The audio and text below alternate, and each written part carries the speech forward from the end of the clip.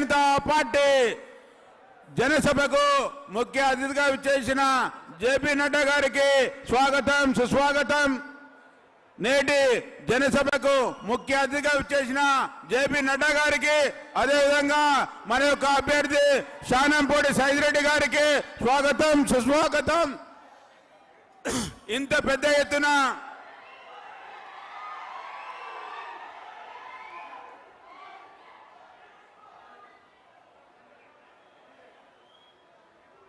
Hello hello hello hello hello रेला रेला रेला रेला रेला रेला रे पतानी का मल्लो सारी मोड़े रावाले रेला रेला रेला रेला रेला रेला रे पतानी का मल्लो सारी मोड़े रावाले गुरुवाडला बीजेपी तम्मे जुपाले तेलंगानाలో बीजेपी तुम मेरे पाले रेला रेला रेला रेला रेला रेला रे पतानी का मल्लो सारी मोड़े रावाले रेला रेला रेला रेला रेला.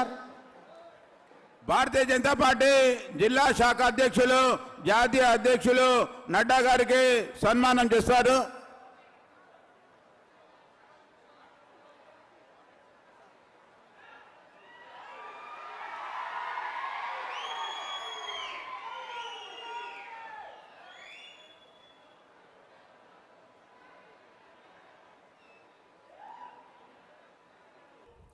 మీరు వేచి చూస్తున్న నాయకులు భారతీయ జనతా పార్టీ నల్గొండ ఎంపీ అభ్యర్థి గౌరవనీయులు శానంపూడి సైదిరెడ్డి గారిని మాట్లాడవలసిందిగా కోరుతా ఉన్నాను. గట్టిగా చప్పట్లు కొట్టి వారిని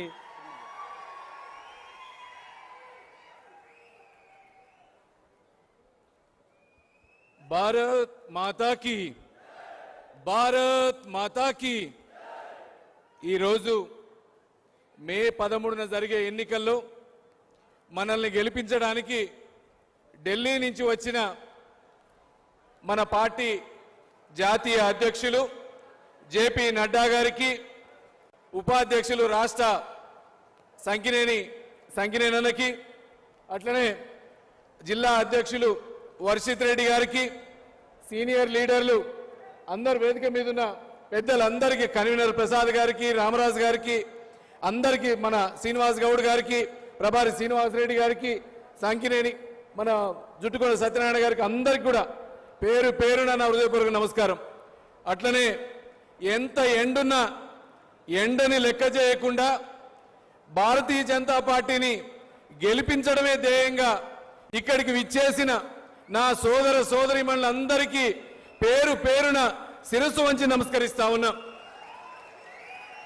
ఈరోజు నల్లగొండ పార్లమెంట్లో ఏ మూలకు పోయినా, ఏ తాండాకు పోయినా ప్రచారం చేసేది ఎండలో కూడా ఒకే ఒక్క కార్యకర్త, భారతీయ జనతా పార్టీ కార్యకర్త. అందరంటా ఉన్నారు పార్టీలు ఎట్టున్నాయో ఏమో తెలియదు, కానీ ఈసారి భారతీయ జనతా పార్టీ కార్యకర్తకి అండొచ్చింది, గెలుస్తామని ధీమా వచ్చింది. ఈసారి మనమే గెలుస్తున్నామని చెప్తా ఉన్నారు.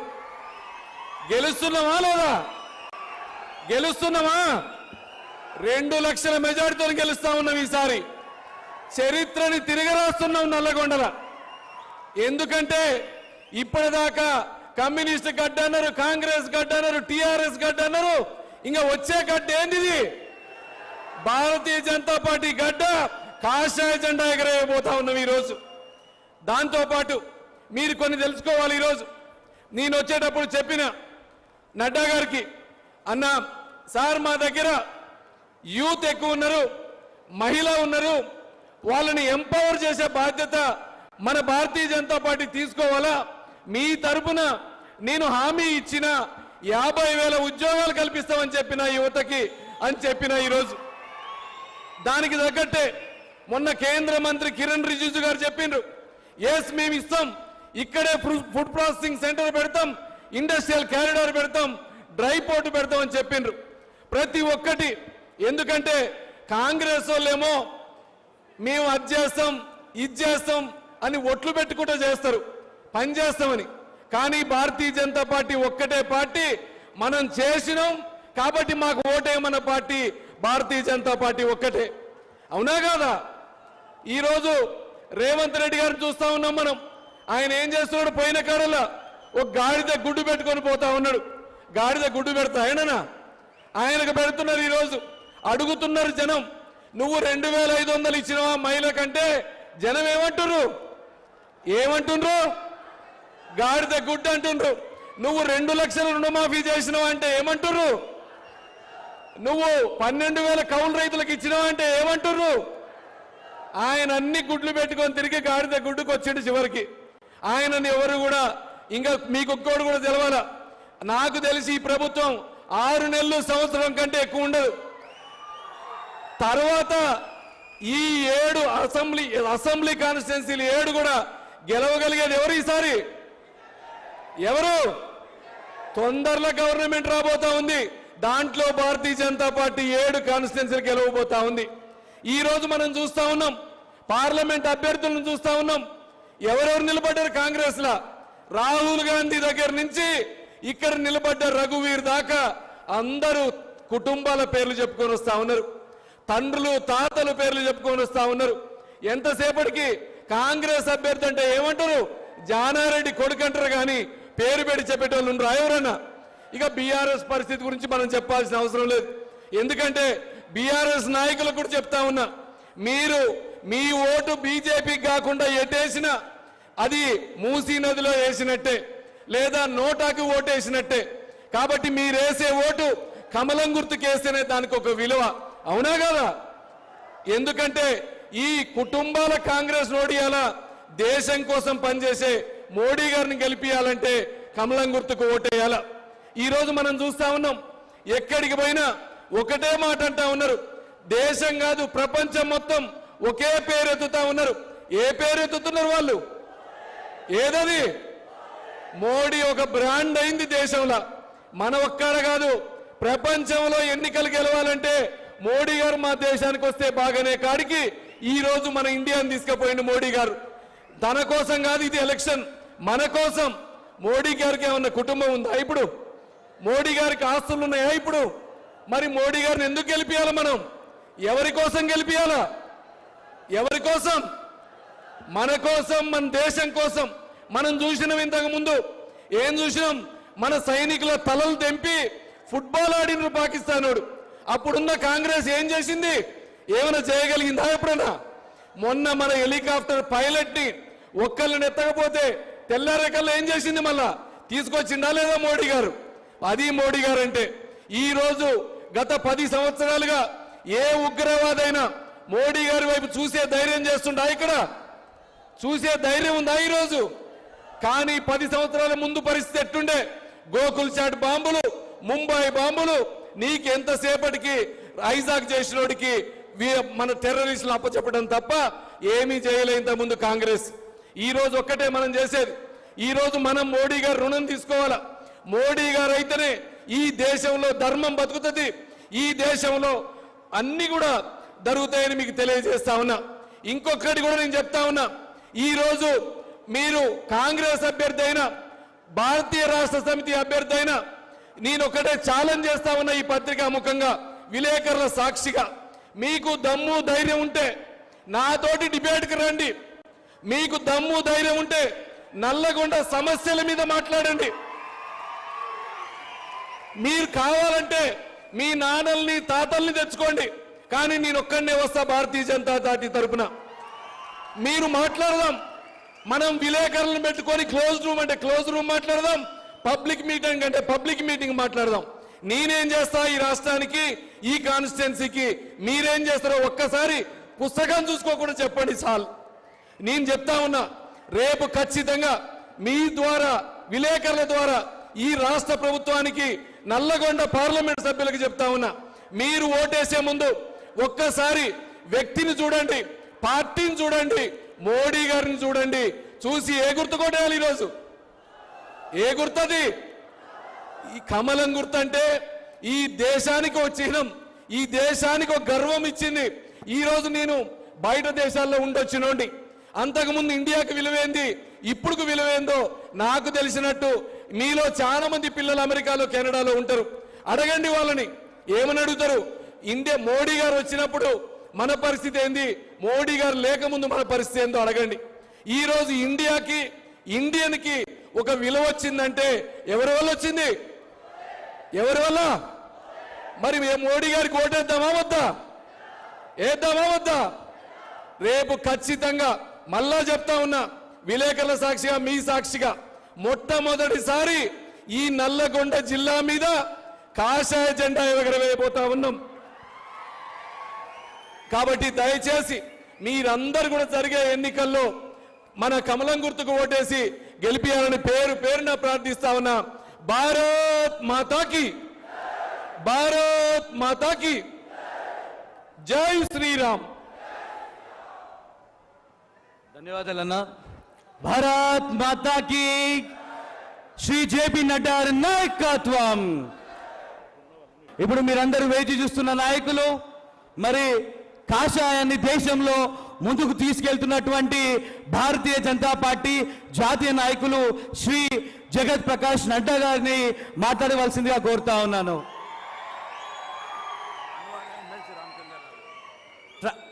ట్రాన్స్లేటర్ గా అనివార్యం చేయాల్సిందిగా ఎమ్మెల్సీ ఎక్స్ ఎమ్మెల్సీ రామచంద్ర అన్న గారిని కోరుతా ఉన్నాను. बोलिए भारत माता की, भारत माता की, भारत माता की। आज के इस सभा में मंच पर विराजमान हमारे बहुत ही प्रिय लोकसभा के प्रत्याशी, नालगोंडा के मेरे वरिष्ठ साथी श्री सैदी रेड्डी जी, हमारे रामचंद्र राव जी, हमारे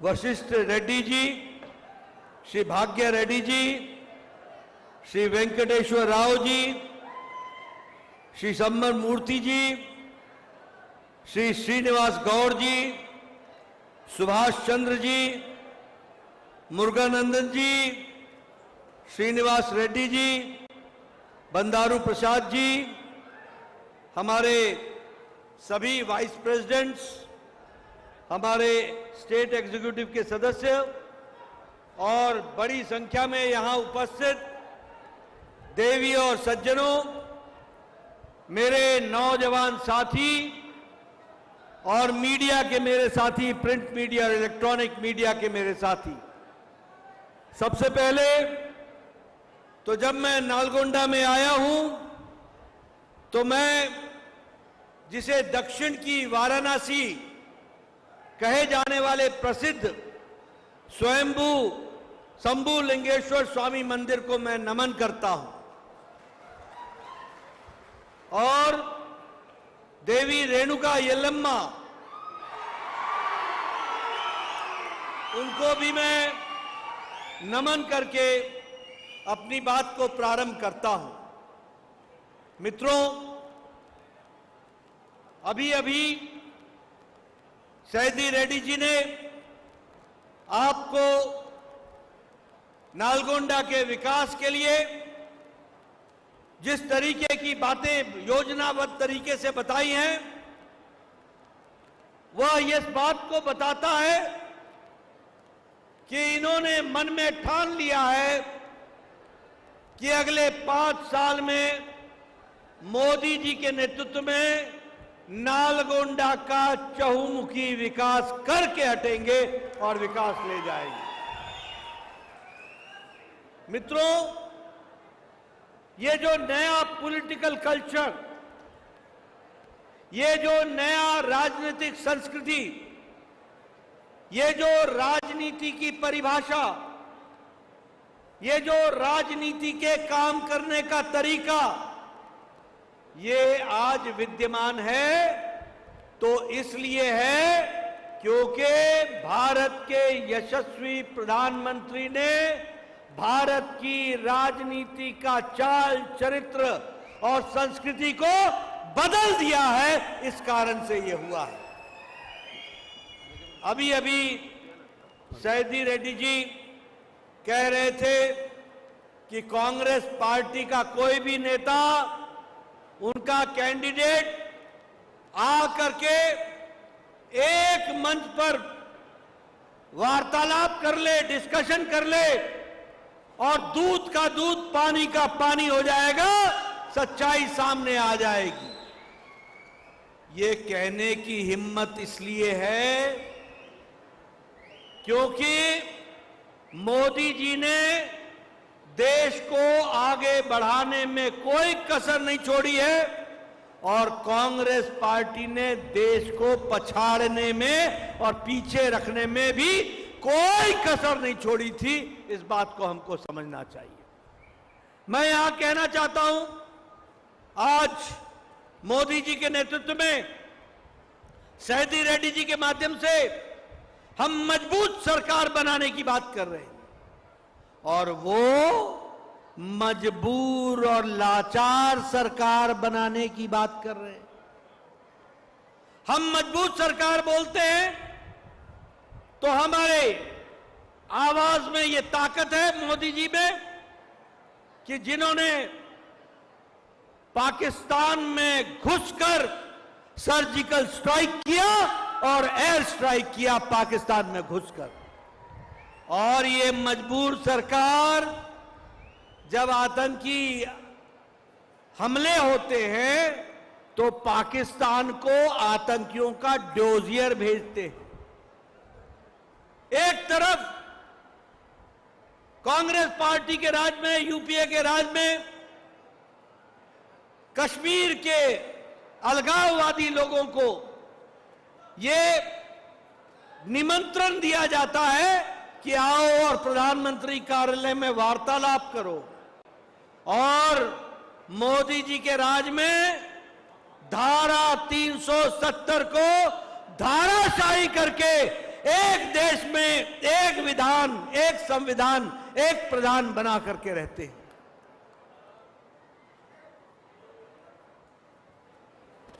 ఈరోజు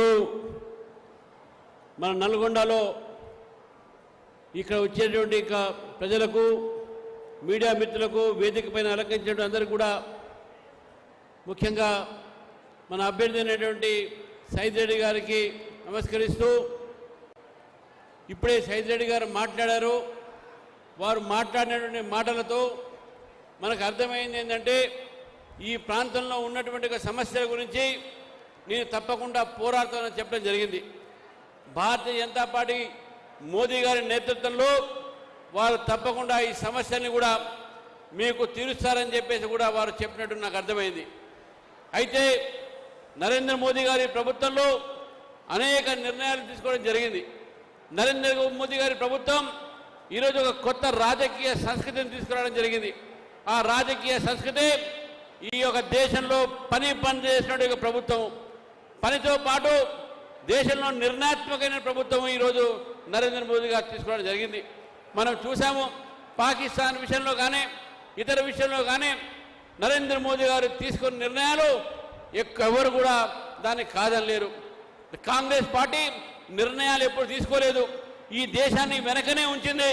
కానీ నరేంద్ర మోదీ గారు వచ్చిన తర్వాత ఈ దేశం ఇప్పుడిప్పుడే ముందు అభివృద్ధి వైపు అడుగు పెడుతుందని చెప్పి స్పష్టంగా మనకు కనబడతా ఉంది. मित्रों, आज मोदी जी के नेतृत्व में देश, ये सैदी रेड्डी जी लंबे समय कनाडा में रहे हैं, इनसे पूछो कि दुनिया में आज भारत का डंका बज रहा है, वो मोदी जी के नेतृत्व के कारण बज रहा है। मैं बताना चाहता हूं कि 10 साल पहले भारत की इकोनॉमी, भारत की अर्थव्यवस्था 11वें नंबर पर थी। आज मोदी जी के नेतृत्व में भारत की अर्थव्यवस्था ब्रिटेन को पछाड़कर, जिस ब्रिटेन ने हमको 200 साल राज किया उसको पछाड़कर आज 5वें नंबर की अर्थव्यवस्था बन गई, 5वें नंबर की। और मोदी जी को आप तीसरी बार प्रधानमंत्री बनाएंगे, सैदी रेड्डी जी को आप लोकसभा में भेजेंगे, भारत तीसरे नंबर की अर्थव्यवस्था बन जाएगा, तीसरे नंबर की अर्थव्यवस्था। मित्रों, आपको जानकर खुशी होगी कि भारत फार्मास्यूटिकल्स में, दवाई बनाने में आज भारत 5वें स्थान से दूसरे नंबर पर आ गया है। सबसे सस्ती दवा और सबसे असरदार दवा आज भारत बना रहा है। दुनिया की डिस्पेंसरी बन गया भारत। पेट्रोकेमिकल्स में भारत सबसे आगे निकल गया। स्टील मैन्युफैक्चरिंग में हम चौथे नंबर से दूसरे नंबर पे पहुंच गए। ऑटोमोबाइल के मार्केट में भारत जापान को पिछाड़कर तीसरे नंबर पर आज आके खड़ा हो गया। और मैं आपको बताना चाहता हूं, आपके हाथों में मोबाइल है। आपके मोबाइल में 10 साल पहले लिखा होता था मेड इन चाइना, 10 साल पहले लिखा होता था मेड इन ताइवान, 10 साल पहले लिखा होता था मेड इन कोरिया, 10 साल पहले लिखा होता था मेड इन जापान। आज आपके हाथ में जो मोबाइल है उस पर लिखा हुआ है मेड इन इंडिया। ये आज परिवर्तन है, ये आज विकास है। हाईवेज, रोडवेज, एयरवेज, प्रधानमंत्री मोदी जी ने 4 मंत्र दिए हीरा के। हीरा मतलब H for highway, I for internet, R for railways और A फॉर एयरवेज। आज आपको जानकर खुशी होगी कि हाईवेज में भारत 60% नेशनल हाईवे पिछले 10 साल में बने हैं। 60%, 55,000 किलोमीटर की सड़क है नेशनल हाईवे। 55,000 किलोमीटर पिछले 10 साल में बने हैं नेशनल हाईवे। और 52,000 रेलवे ट्रैक ये प्रधानमंत्री मोदी जी के टाइम पर बने हैं। 1.5 लाख पंचायतों में इंटरनेट की सुविधा पहुंचाई गई है। ऑप्टिकल फाइबर बिछाए जा रहे हैं 1.5 लाख में। और आपको जानकर खुशी होगी कि we are now reaching 2 lakh villages where common service centre is applicable. Common service centre को आगे बढ़ाया गया है। इसलिए मोदी जी के नेतृत्व में देश आगे बढ़ रहा है। Highways, roadways, Airways. एयरवेज में बताना चाहूंगा, in 2014 there were 74 airports. In 2024 there are 148 airports. Just double, दुगने एयरपोर्ट्स बन गए। और आपको जानकर खुशी होगी कि आज गांव, गरीब, वंचित, पीड़ित, शोषित, दलित, युवा, किसान, हमारा आदिवासी भाई, इनको अगर किसी ने ताकत दी, अगर इनका इंपावरमेंट हुआ है तो मोदी जी के कारण हुआ है और मोदी जी के नीतियों से हुआ है। मैं आपको बताना चाहूंगा, प्रधानमंत्री गरीब कल्याण अन्न योजना, जब मैं प्रधानमंत्री गरीब कल्याण अन्न योजना की बात करता हूं तो 80 करोड़ और तेलंगाना के 2 करोड़ लोगों को मोदी जी हर महीने 5 किलो गेहूं या 5 किलो चावल और 1 किलो दाल दे रहे हैं। और आपको जानकर खुशी होगी कि आज भारत की गरीबी के रेखा से नीचे रहने वाले बीपीएल लोग 25 करोड़ लोग, 25 करोड़ लोग अब एपीएल में आ गए हैं। बिलो पॉवर्टी लाइन से निकल करके एपीएल में आ गए हैं।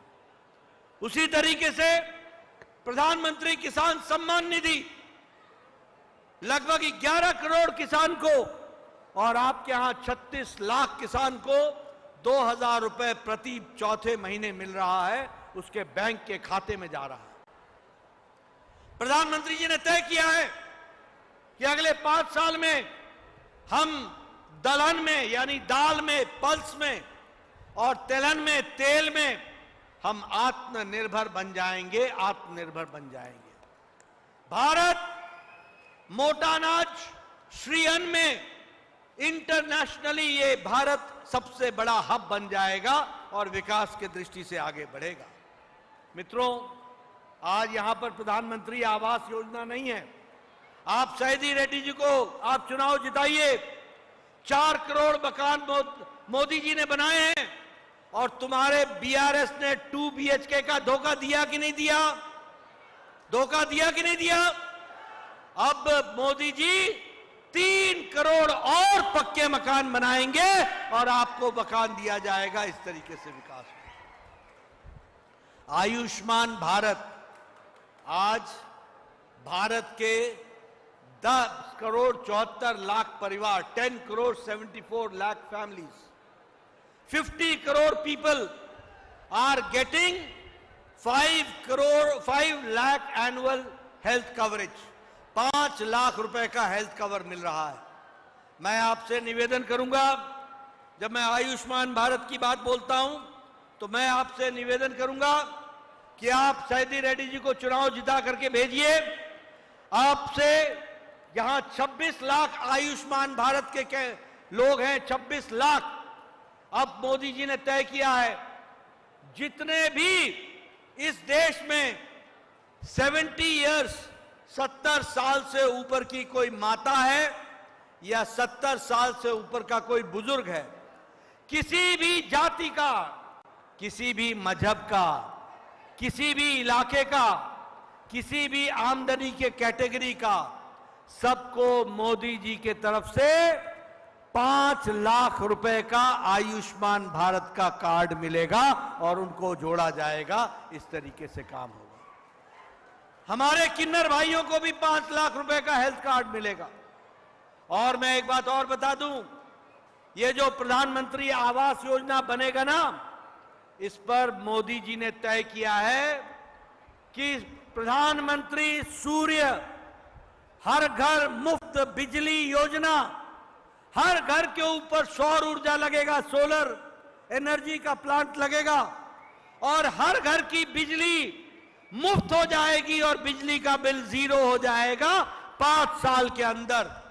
और जो बिजली का बिल जो आपका 0 हो जाएगा और जो आप बिजली खर्च करने से रह जाएंगे, वह बिजली सरकार खरीद लेगी और आपको आमदनी का साधन मिलेगा।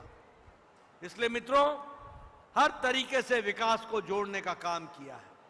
मैं यहां यह भी बताना चाहता हूं कि हमारे सैदी रेड्डी साहब, जो हमारे बहुत ही होनहार कार्यकर्ता हैं और एमएलए रहे हैं, अब ये लोकसभा में जाएंगे तो मैं युवाओं को बोलना चाहता हूं, यूथ को बोलना चाहता हूं, जब भारत तीसरे नंबर की इकोनॉमी बनेगी तो नालगोंडा में भी विकास होगा और एम्प्लॉयमेंट मिलेगा और युवाओं को जोड़ा जाएगा, उसको आगे बढ़ाया जाएगा।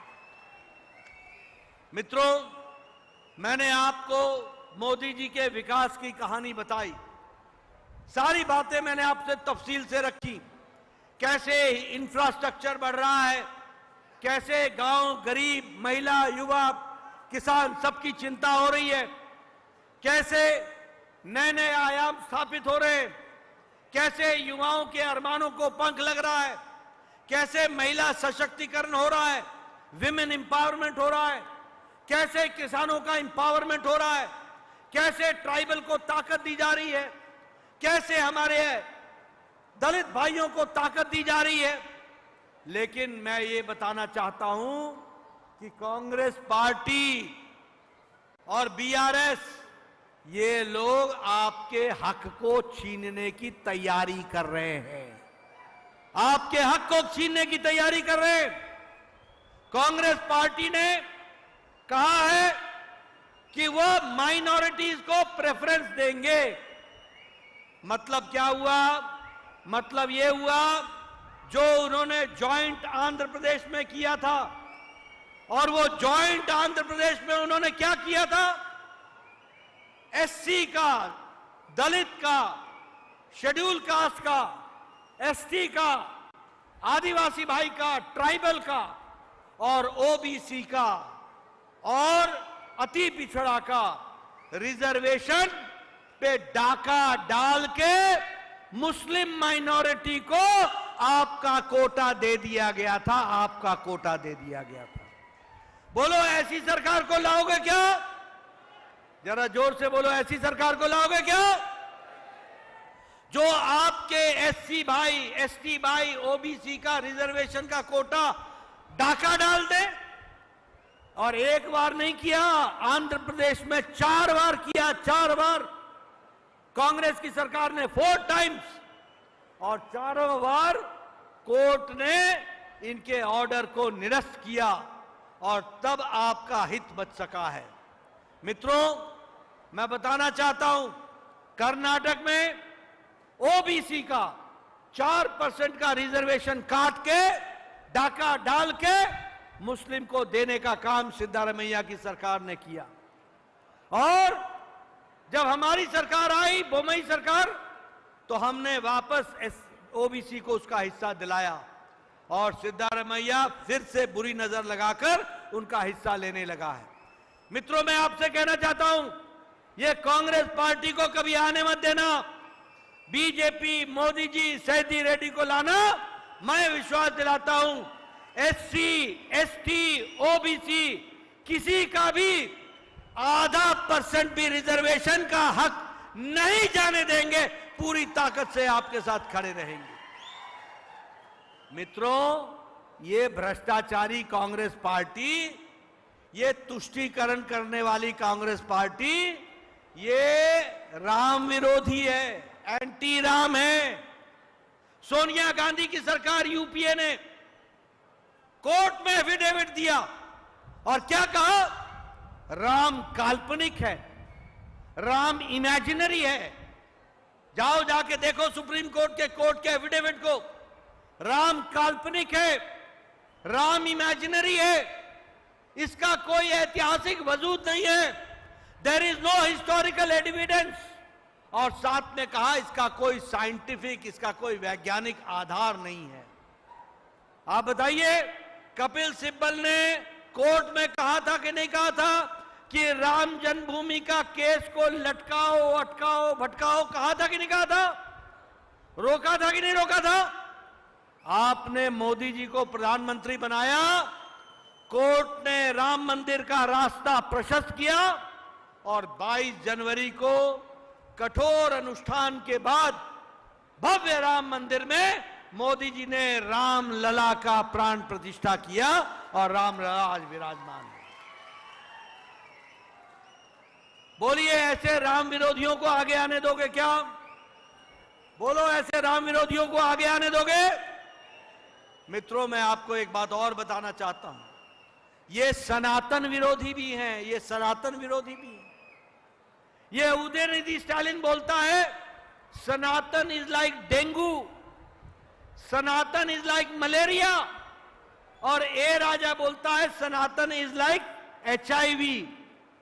और राहुल गांधी का मुंह चुप है, सोनिया गांधी को दिखता नहीं है, राहुल गांधी बोलते नहीं है, प्रियंका गांधी को सुनता नहीं है। बोलो, ऐसे सनातन विरोधियों को आने दोगे क्या? बोलो, आने दोगे क्या? जो एक शब्द नहीं बोलते सनातन के पक्ष में, ऐसे सनातन विरोधी, ये राष्ट्र विरोधी भी हैं, ये राष्ट्र विरोधी भी है। मैं पूरी जिम्मेवारी से बोल रहा हूं। JNU में, जवाहरलाल नेहरू यूनिवर्सिटी में नारे लगे, भारत होंगे तेरे टुकड़े टुकड़े इंशाअल्लाह इंशाअल्लाह। वहां नारे लगे, अफजल हम शर्मिंदा हैं, तेरे कातिल जिंदा हैं। अफजल कौन था? अफजल वो था जो पार्लियामेंट अटैक का मास्टरमाइंड था। और कातिल कौन हो गए? जिन्होंने अफजल को सजा दी, सुप्रीम कोर्ट का जज, उस समय के राष्ट्रपति प्रणब मुखर्जी जी, जिन्होंने माफी नहीं दी। और सबसे दुख की बात है कि ऐसी JNU में इनकी हौसला अफजाई करने के लिए दूसरे दिन और कोई नहीं, राहुल गांधी JNU में पहुंचा और उसने इन लोगों की हौसला अफजाई की। बोलो, ये राष्ट्र विरोधी काम है कि नहीं है? बोलो, राष्ट्र विरोधी काम है कि नहीं है? और आज एक उनके कांग्रेस के टिकट पर एक कैंडिडेट इलेक्शन लड़ रहा है। ऐसे राष्ट्र विरोधी हैं। ये देश के बारे में क्या सोचते हैं? ये आपके ध्यान में है। इसलिए मित्रों, विकास के लिए, नालगोंडा के विकास के लिए, तेलंगाना के विकास के लिए, देश को आगे ले जाने के लिए मोदी जी को आगे लाना है, तीसरी बार प्रधानमंत्री बनाना है और सायदी रेड्डी को लोकसभा में नालगोंडा में भेजना है। इसके लिए काम करना है। बोलिए, करेंगे ना? करेंगे ना? सायदी रेड्डी को चुनाव जिताएंगे ना? 13 तारीख को कमल के निशान पर बटन दबाएंगे ना? इनको विधान लोकसभा में भेजेंगे ना? मोदी जी को तीसरी बार प्रधानमंत्री बनाना है ना? अब की बार, फिर एक बार। बहुत बहुत धन्यवाद। जय भारत, जय तेलंगाना।